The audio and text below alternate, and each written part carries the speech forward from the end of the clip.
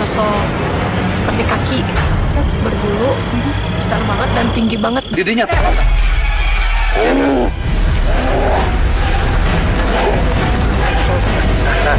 mending ditahan aja. Iya ya. Belum bisa.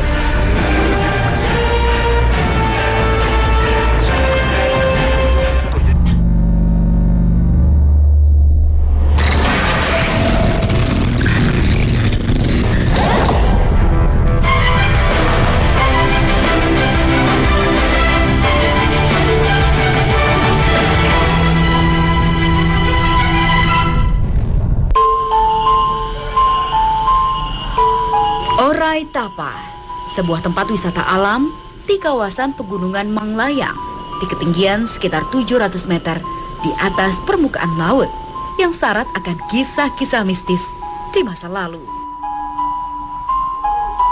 Berlokasi di Desa Mekarmanik, Kecamatan Cimenyan, Kabupaten Bandung Timur, Orai Tapa sejak masa prasejarah hingga kini telah menjadi bagian dari ritual-ritual kabuyutan atau tradisi leluhur yang masih dipercaya masyarakat sekitar sebagai tempat suci dan sakral. Untuk menuju ke sana, terdapat tanjakan setinggi kurang lebih 25 meter. Terbuat dari batu yang tertata rapi. Harus saya lalui sebelum menjumpai hamparan pohon pinus dan cemara yang mengelilingi tempat ini.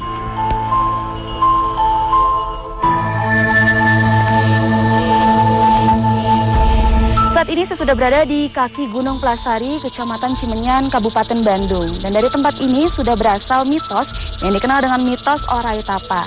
Dalam bahasa Sunda, Orai Tapa lebih dikenal dengan nama ular yang bertapa. Mengapa dinamakan demikian? Bersama saya Nisa Sylvia akan mencoba menelusuri sejarah di balik tempat ini.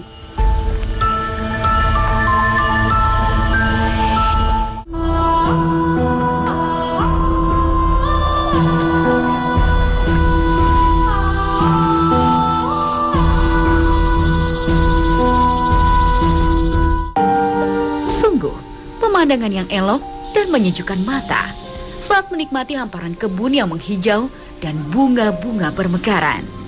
Kesan angker Orai Tapa pun seakan sirna, terganti dengan ketenangan hati. Konon, di sekitar Orai Tapa banyak ditemukan benda-benda sisa masa prasejarah maupun cerita tentang adanya bangunan bekas peninggalan penjajah Belanda. Aya tugu nganggo kotak kapungkur tamung ayeuna teu aya gitu. Kaluhurna aya disebut asrama, buka bekas naon asrama teu terang bapak mah. Kaluhurna deui kaituna disebutkeun aya rumah sakit jelas Belanda keneh gitu. Dugi kaluhurna pisan kanang kuda cenah saurna sepuh. Namun sangat disayangkan, kini semuanya hilang, bahkan hancur tanpa bekas, sehingga sulit untuk melacak kebenaran cerita tersebut. Namun, aura Orai Tapa sebagai tempat yang disakralkan masih terkesan kuat, hingga menarik minat banyak peziarah yang sengaja berkunjung dengan tujuan khusus, ataupun yang datang karena adanya petunjuk gaib. Karena dianya mau jadi pejabat, ya. Karena kalau mau jadi pejabat itu harus mengunjungi dulu ke wilayah Orai Tapa. Karena dianya dijabah dengan tidak dijabah nama tergantung nasibnya. Karena mau dia punya ada yang nyuruh dianya dina impenan dianya ada nyuruh ke sini patang.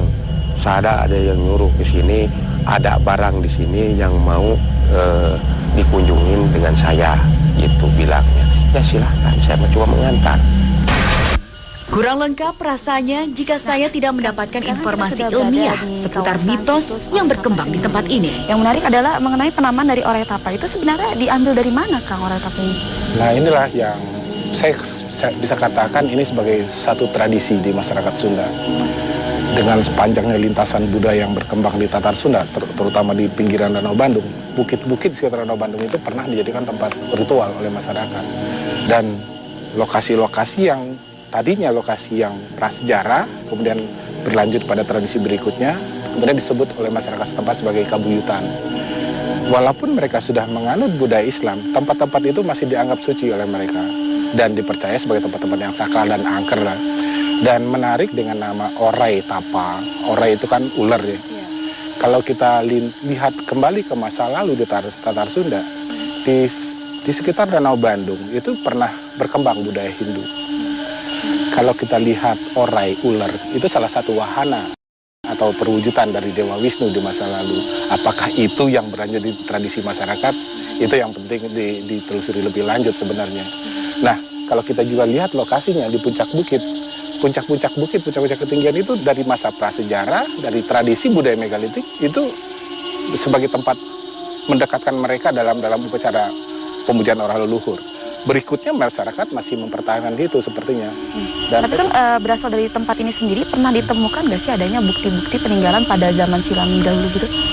Sampai sekarang belum ada ya, kita belum meneliti lebih dalam di sini. Tapi dengan ada toponim Orai Tapa dan berada di puncak bukit, seharusnya bisa didalami lagi dari sisi religi sebenarnya dalam arkeologi itu. Bagaimana hadirnya situs ini di tengah masyarakat, bagaimana mereka memberikan nilai dan nilai-nilai masa lalu apa saja, ya sampai sekarang kita belum melakukan penelitian yang mendalam di sini. Baik, Kang, terima kasih atas penjelasannya ya. Sama-sama. Setelah puas mendapatkan jawaban, saya dan Pak Lutfi menyempatkan diri untuk berkeliling menikmati keindahan alam dan dinginnya cuaca yang mulai berkabut di kawasan Orai Tapa. Ketika hari mulai berganti malam, saatnya saya bersiap untuk menggali informasi dari dimensi alam yang berbeda.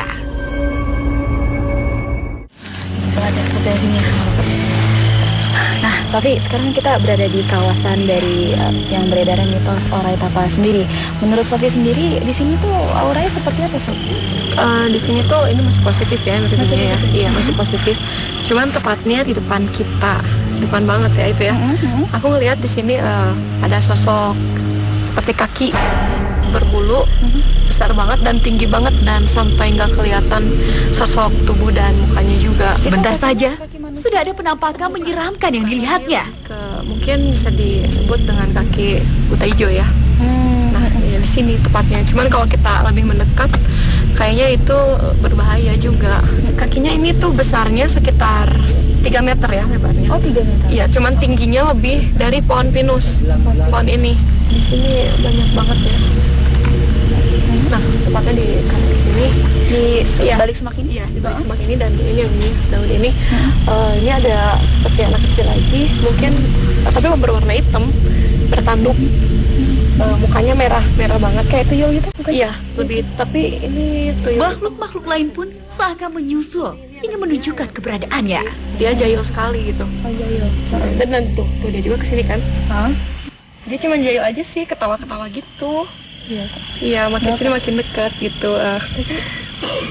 Bisa aku ikut ngerasain coba? Tuh ya, berbahaya atau enggak? Jangan. Bentar ya. Soalnya nggak mau diem banget ini.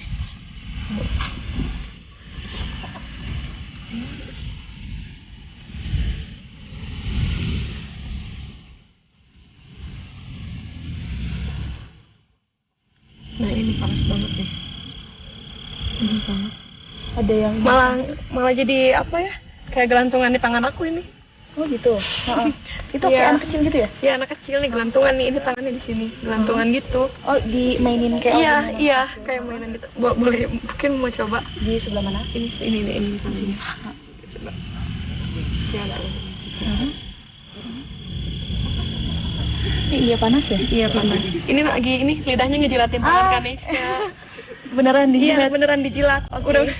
Makhluk ini sepertinya ingin mengajak kami bermain. Enggak ada. Tapi emang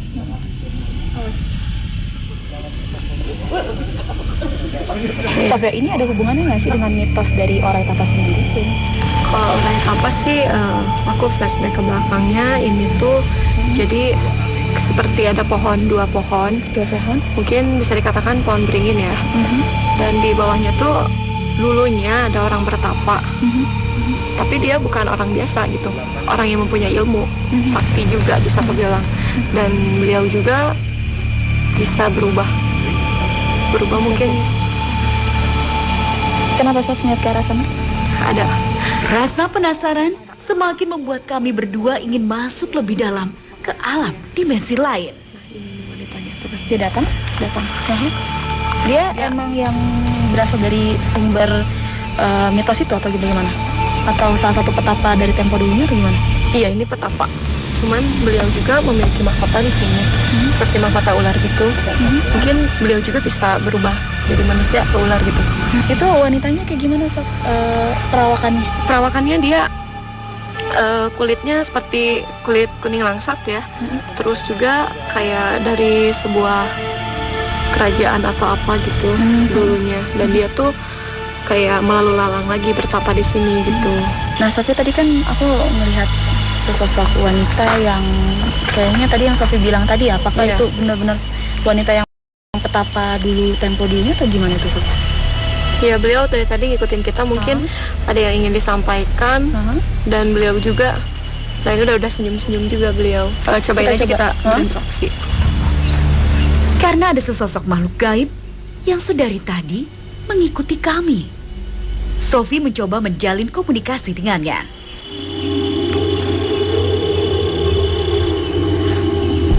Tadi juga sempat nanyain ngikutin kita tuh ada tujuannya kayak gimana. Beliau cuman katanya ingin mengawasi dari makhluk-makhluk yang sifatnya negatif sama kita. Untunglah, ternyata sosok wanita ini berniat baik dan hendak melindungi kami dari serangan-serangan makhluk gaib yang berniat buruk. Mereka juga ngeliatin terus. Baik Sofi, terima kasih atas penjelasannya. Untuk memperjelas apa yang telah disaksikan Sofi, saya pun bersama Kang Ridwan akan melakukan mediumisasi. Assalamualaikum. Sepertinya kehadiran kami mengusik ketenangan mereka. Makhluk apa yang merasuki raga mediator? Tetap di dua dunia. Satu mediator telah disiapkan. Tak butuh waktu lama, mediator langsung bertingkah aneh. Assalamualaikum. Sahanjeun. Oh, nu cicing di dia. Wujud Anda seperti apa? Sepertinya makhluk ini mau diajak berinteraksi. Anda ular. Iya. Kang Rahmat tak mau ketinggalan. Langsung menggambarkan sosok gaib di atas kanvasnya. Nah, apakah penamaan dari Orai Tapa itu ada hubungannya dengan makhluk sebangsa Anda? Atau bagaimana? Bukan jelema wae itu. Beda aya nu ningali orai gede meureun di dieu. Nah, memang aya orang nu tapa di dia. Oh, nanti dia mau panyicingan anak. Apakah orang-orang yang melihat itu melihat sosok Anda? Ini kan Anda katanya wujudnya seperti ular, seperti itu. Anda yang suka menampakkan. Oh, Anda ini sebesar apa sih memang? Sepanjang apa? gede. Tapi di sini ada yang berkuasa. Kayak Dia berkuasa di sini. Lantas apa yang dia lakukan di sini? ngajaga we ieu tempat. Dari apa? Supaya tadi raruksak. Dirusak. Memang ada yang mencoba merusak tempat ini?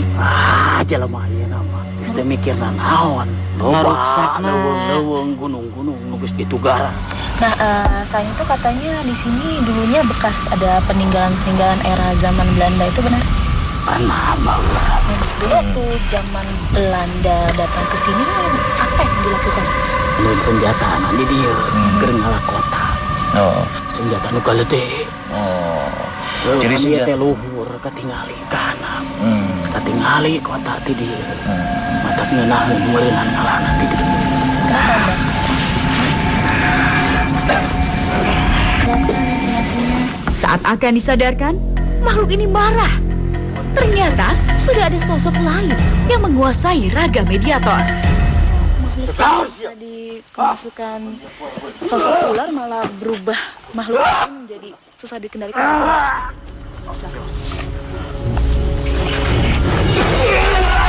Karena dirasa membahayakan, Kang Ridwan harus memaksa makhluk ini untuk pergi.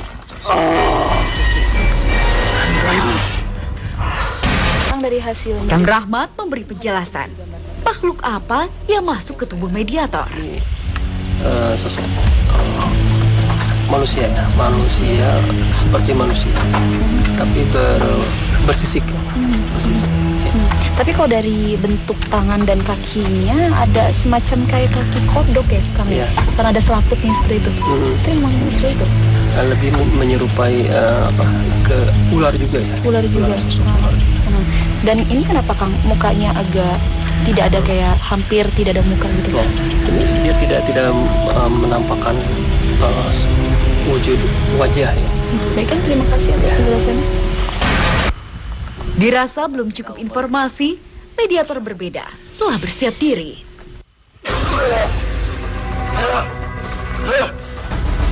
Kali ini, makhluk yang berasuk terlihat kurang bersahabat. Tiba-tiba saja, dia menyerang kami.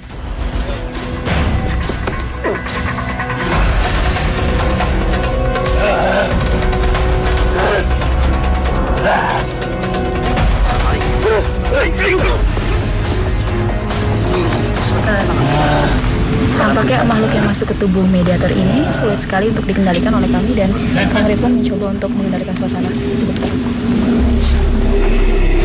Assalamualaikum. Bisa jawab sama kami?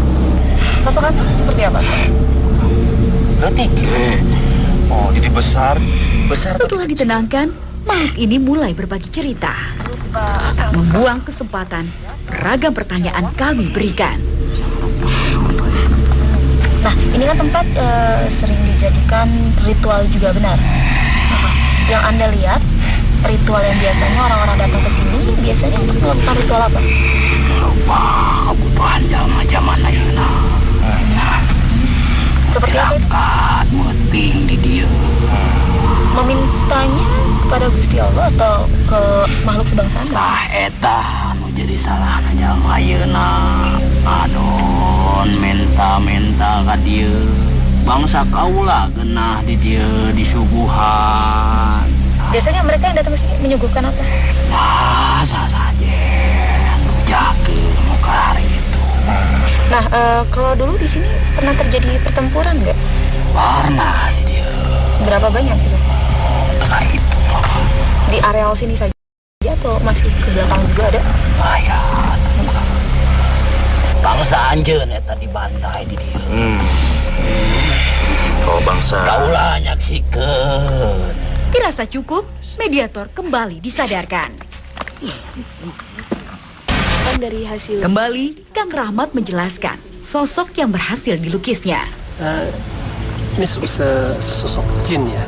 Sosok jin dengan postur badan kecil, kadang dia juga membesar dengan kepala. Tapi pas digambarkan seperti ini, dia setinggi mana tuh? Sepostur manusia ya, di bawah kita ya. Dan memang agak seperti kayak tuyul ya? Nah, ya. Tapi enggak, dia lebih besar ya. Tapi bentuknya emang seperti bayi ya. Oh, seperti anak kecil aja. Anak kecil, tapi kayaknya dari raut mukanya agak lebih kayak orang tua. Nah, itulah mungkin manipulasi mereka memakai wujud yang menyeramkan gitu ya. Warna kulitnya nggak abu gitu ya. Abu ya. Nah, mengenakan busana atau tidak? Tidak. Tapi kalau kayak gini, ini sosoknya perempuan, laki-laki? Ini laki-laki. Laki-laki. Oke. Baiklah, terima kasih atas penjelasannya. Dapatkah kami mewujudkan secara nyata benda-benda peninggalan leluhur zaman dulu yang mungkin masih tersisa di tempat ini? Jangan kemana-mana, tetap di Dua Dunia. Tarik napas. Tarik.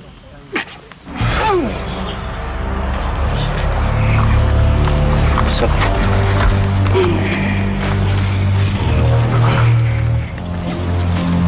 Kali ini, cara berbeda kami lakukan. Melalui mediator, kami berusaha mendapatkan petunjuk di mana benda peninggalan leluhur itu terpendam. Lanjut. Tiba-tiba, makhluk ini langsung menyerang kami. Kang Ridwan berusaha waspada dan menenangkannya.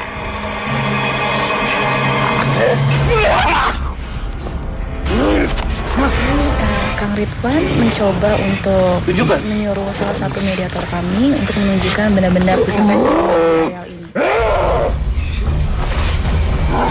Sepertinya makhluk ini ingin menuju suatu tempat dengan merangkak.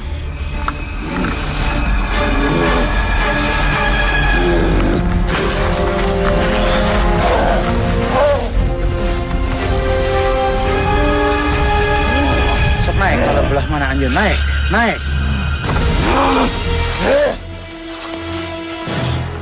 Namun saat mediator akan menunjukkan benda tersebut, ada kekuatan besar mendorong saya. Giginya terpotong. Apa yang terjadi? Ikutin aja. Ikutin. Ke depan. Dan mending ditahan aja. Iya ya. Duduk Mas ya. Duduk. Kamu ini ambil. Di dia tempat nak, nyimpen nak.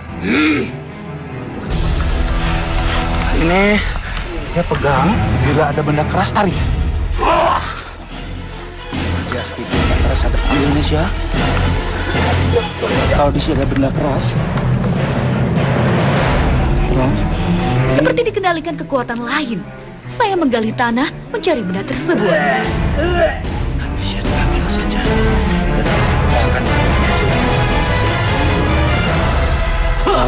Kang, bisa nahan dikit ini di belakang tren.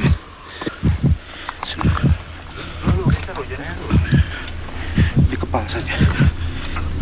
Dilawan. Masih di kepala tadi. Masih di kepala. Barangnya? Berat banget matanya. Nggak apa-apa. Habis. Meski benda tersebut sudah saya pegang, namun tubuh saya masih terasa berat dan susah digerakkan. Nes. Oke, siap. Ayo Nes ya. Dilepasin aja di luar daerah sini lah. Sedikit. Alhamdulillah, perlahan kekuatan saya mulai pulih dan kesadaran saya sepenuhnya kembali. Ya Kang Ridwan, alhamdulillah tadi ketika saya mencoba dan bersama Kang Ridwan juga mencoba menarik atau mengambil benda-benda pusaka yang berada di areal kawasan dari situs ini, akhirnya kita ketemu ini agak kayak keris ya Kang ya? Betul sekali. Tapi tadi sempat ada interaksi yang saya rasakan dengan makhluk-makhluk penunggu di sini. Itu kenapa Kang? Jadi kalau saya lihat itu sosoknya sosok lebih ke arah wajahnya perempuan dan ini sepertinya memang barang milik senjata saat itu yang memilikinya perempuan gitu. Nah, kalau tadi makhluk apa yang mencoba berinteraksi dengan saya itu? Itu seperti kalau dilihat wajahnya seperti dibilang perempuan bukan gitu ya, akan tetapi dia lebih